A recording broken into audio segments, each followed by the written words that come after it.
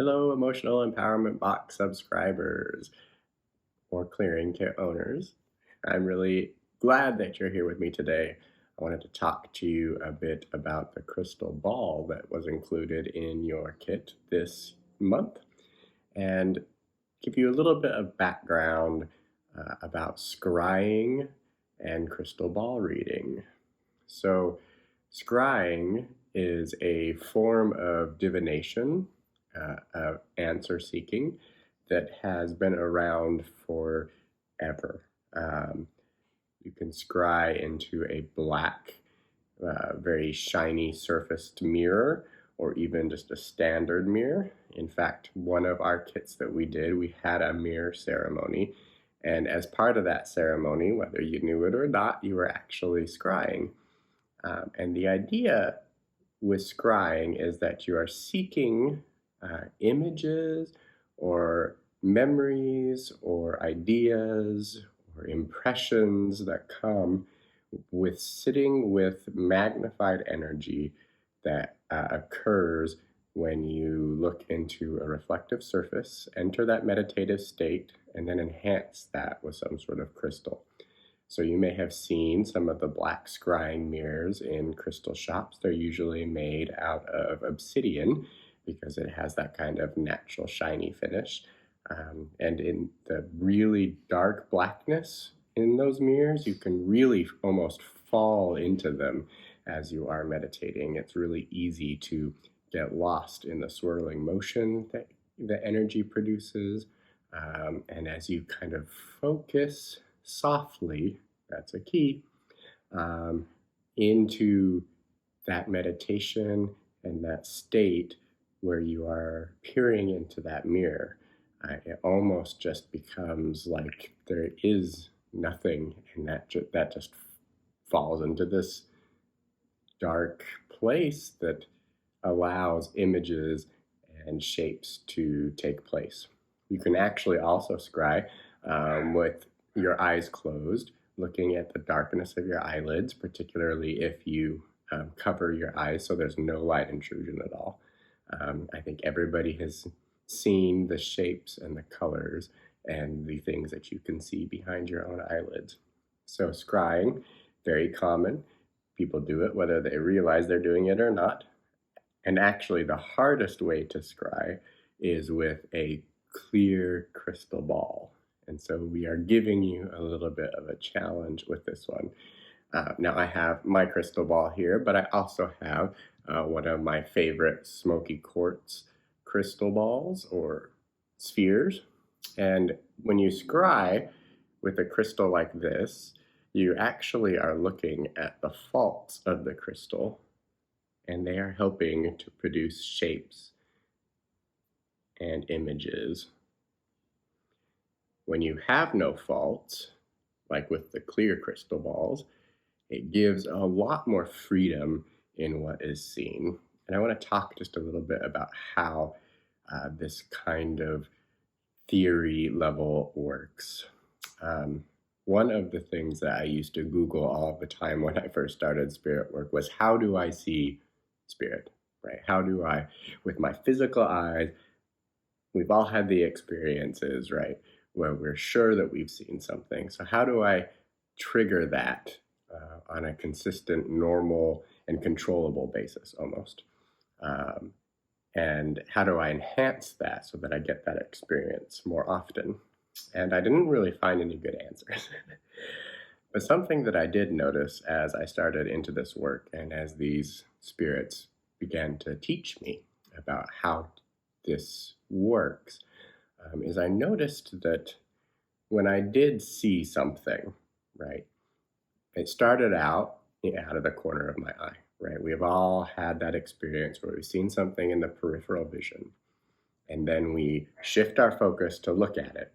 And by the time that we actually are focused and we've engaged our brain, right, it's gone. And then I started noticing that in certain ceremonial spaces that I would notice shadow shift, and it would be the shadow of an object, like a chair or the couch or a leaf or a tree, right? And it would look like something was going back and forth between objects or hiding in the tree line.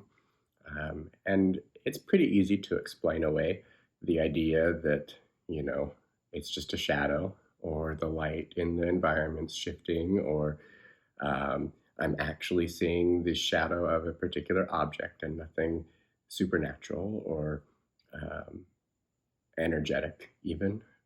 But the more I began to notice it, the more I realized that not all of these things were able to be represented by the physical component.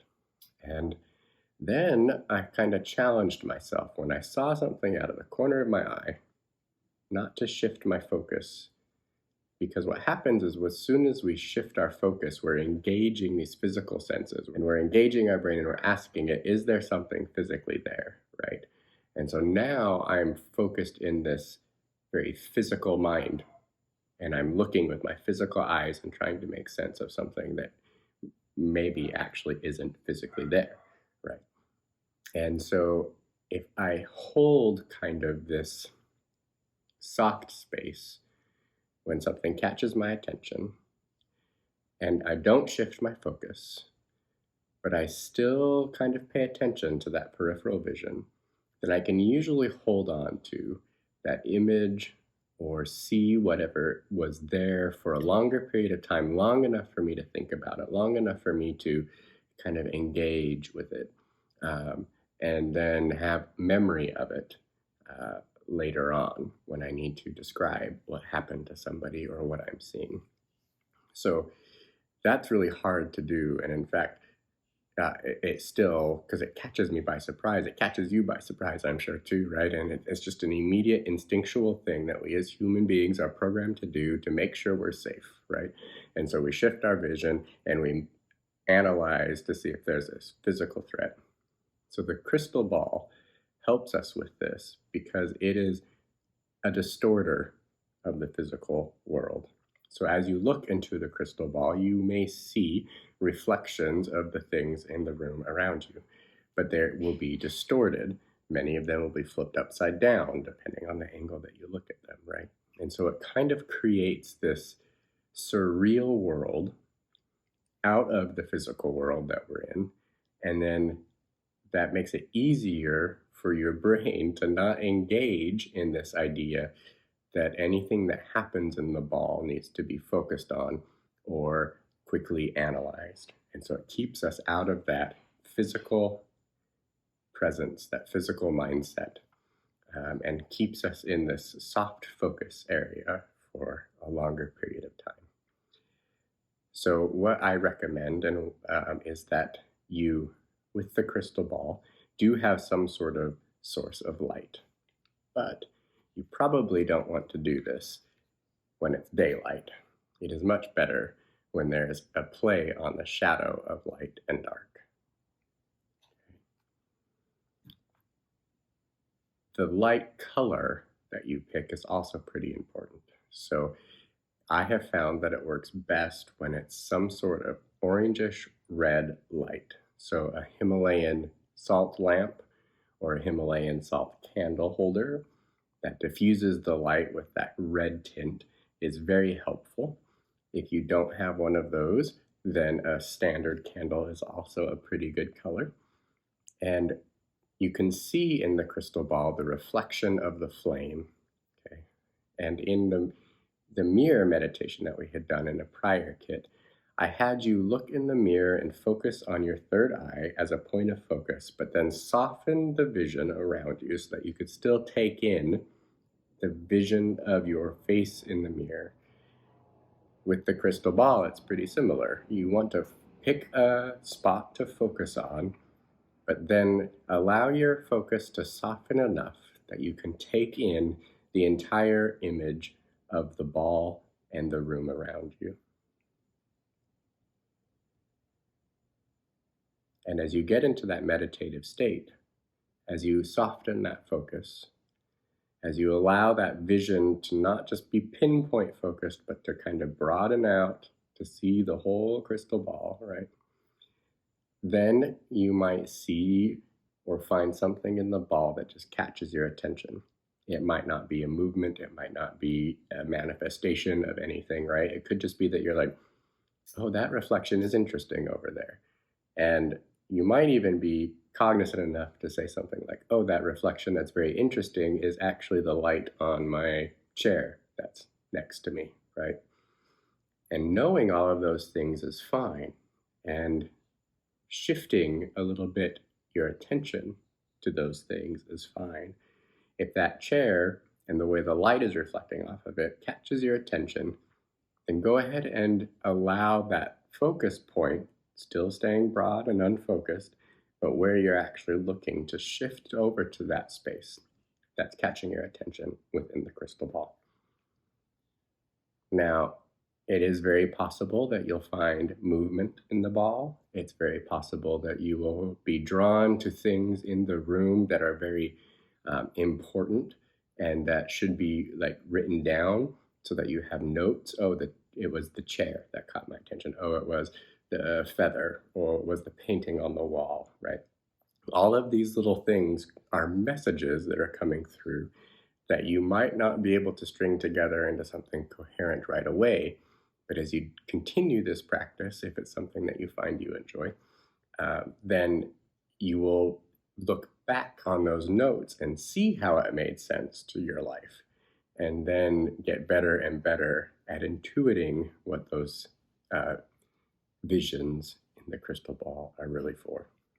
Now, one of the very interesting things that I found about working with scrying, and particularly scrying into a crystal ball, is that very often the messages aren't ever in the ball itself. But there's something about the way that the ball focuses energy, and you can see it if you put the crystal ball in the light, right? There's a joke that if you have a crystal ball in your house, you should keep it covered. And the person that's buying the crystal ball says, why? Because the ghosts will haunt me. And the woman that's selling the crystal ball says, no, because you'll burn your house down, right? Because in the sun, the crystal ball does actually focus the light. And you will find that pinpoint light, just like a magnifying glass. And so there's something about the energy work that happens when you're working with particularly a quartz crystal ball, because quartz is an amplifier, where that energy just becomes super pinpoint focused. And as you feed it energy in your meditative state with your vision and focus, right, that somehow gets like back-fed to you with that pinpoint precision. And what happens most often is that you begin to have impressions in your mind about specific things that you're asking about or that you're worried about, right? So you might have an image come to you while you're doing this, or you might have the face of a person come to you. That's not in the physical crystal ball, but that is for some reason brought up in your mind. Those are the most important things to pay attention to and to write down and figure out how the patterns of this process interpret into messages for you. And the more you do that, the more you write them down, and the more you look back on them, the easier it will be for you to string those together into something that you will find very helpful.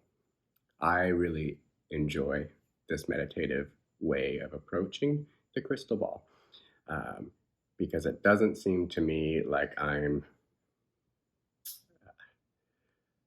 I don't know, looking for, my great grandma in the ball, right? But it seems to me like whenever I sit with the crystal ball, I always get some sort of feedback, some sort of message or acknowledgement that either answers something that I have been considering that goes beyond just the answer that I would have gotten had I just been meditating. It's a very visual experience. It's like meditating with your eyes open, right? You don't have to be closed off to yourself and to your environment. You just need to have your environment a little distorted and keep that vision nice and soft. So I hope that helps you understand a little bit more about scrying. And again, it's very possible that you won't like scrying with a crystal ball, but I recommend that you try it with a couple of different scrying options. Again, a bowl of water, an actual mirror, or something black and shiny, um, or crystal gaze into any of your crystals with the same kind of process and see what that crystal has to tell you. It's a great way to build a relationship with the vibration of the crystals and with yourself, and to understand the relationship that you have to those vibrations and what kind of work those crystals do for you. So if you have any questions, please don't hesitate to ask. I look forward to hearing your stories about scrying with your crystal ball. Have a good evening, and I'll talk to you soon.